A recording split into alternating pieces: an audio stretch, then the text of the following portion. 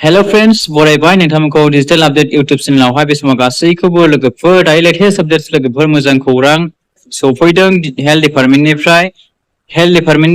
NSM national health मिशननिफ्राय जोंहा गोदान साख्रिनि भेकेन्सि ओंखारना फैबाय दायो लोगोफोर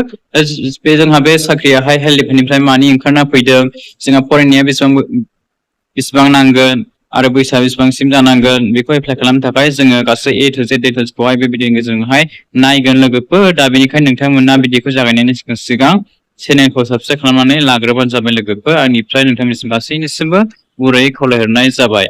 दा जोङो बार गोबाव खालामा लोगोफोर जों अफिसियेल नटिसखौहाय नायनोसै दा बे जोंहा अफिसियेल नटिसआ जाहैबाय लोगोफोर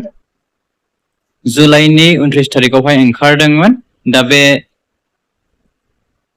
साख्रिया जाहैबाय हेल्थ डिपार्टमेन्टनि नेशनेल हेल्थ मिशन NSM नि फ्राय फैनाय दा बे साख्रिया जाहैबाय बेवहाय दङ जोंहा स्टाफ नार्सनि जोंहा पस्ट फैदों गोबां बुरजा पस्ट दं जोंहा बेवहाय लोगोफोर दा बिनि अनलाइन एप्लाइआ जासिगोन नैबे आगस्टनि 1 तारिखनिफ्राय लानानै 15 तारिखसिम जागोन दे लोगोफोर बारा गोबाव सम गैया लोगोफोर जोंहा आगस्ट मासनिफ्रायनो जागोन एप्लाइआहाय दा बेवहाय जोंहा स्टाफ नार्सनि फैदों ओमफ्राय नोंथांमोननि बेवहाय भेकेन्सिया बेसेबां दं लोगोफोर गासै मासियाहाय लांदां मासिया जाहैबाय 2204 2204 जन दं दै लोगोफोर ओमफ्राय पार मान्थ नोंथांमोननि सेलारिखौ जोंहा सिगांनि साख्रियाहाय स्टाफ नार्सनियाहाय एसे खममोन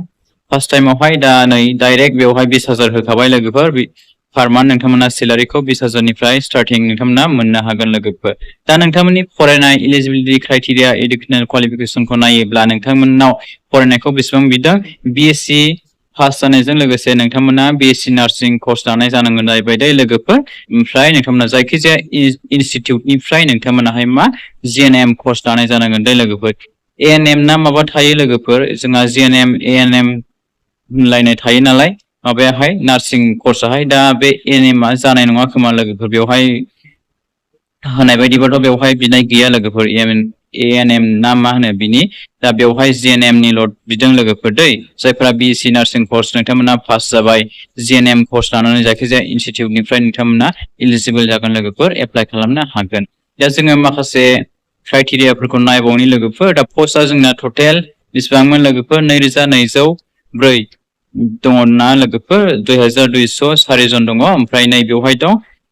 केटेगरि वाइज हिसाबै रानना होदों दा आनरिजार्भआवहाय 1700 सासे दं दै लोगोफोर ओमफ्राय OBC MOBC आवहाय 44 दं बिनिफ्राय STP आवहाय 0 बेवहाय STP आव गैया STH आवहाय 80 दङ SC खथायावहाय 209 जन दङ ओमफ्राय T ट्राइब्स खथायावहाय 170 जन दङ दा जोंहानि बेयाव STP प्लेन्स एरियायावहाय जोंहा STP फोरनियाहाय बेवहाय पस्टआनो गैया लोगोफोर नै दा नोंथांमोना मोजां नाम्बार लानानै नोंथांमोना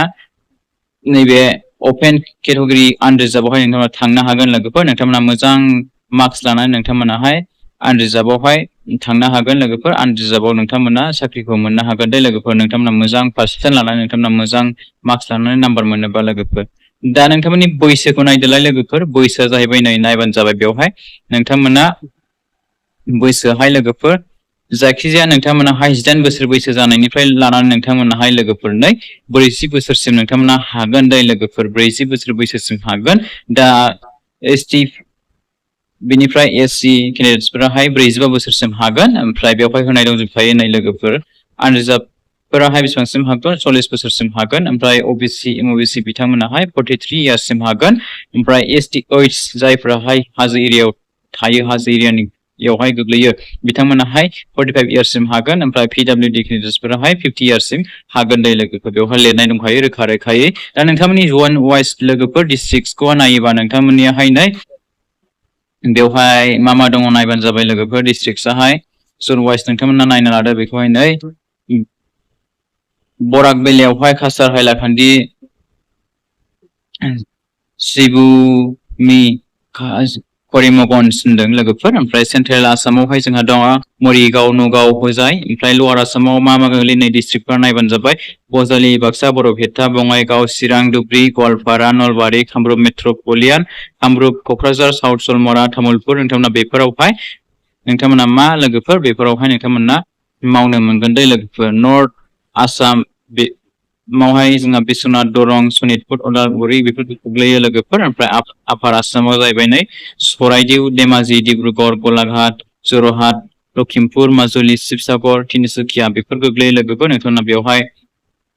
मावनो मोनगोन डिस्ट्रिक्टफोरावहाय दा बेवहाय थाइसेबो एप्लिकेसन फिस गैया दै लोगोफोर नोंथांमोना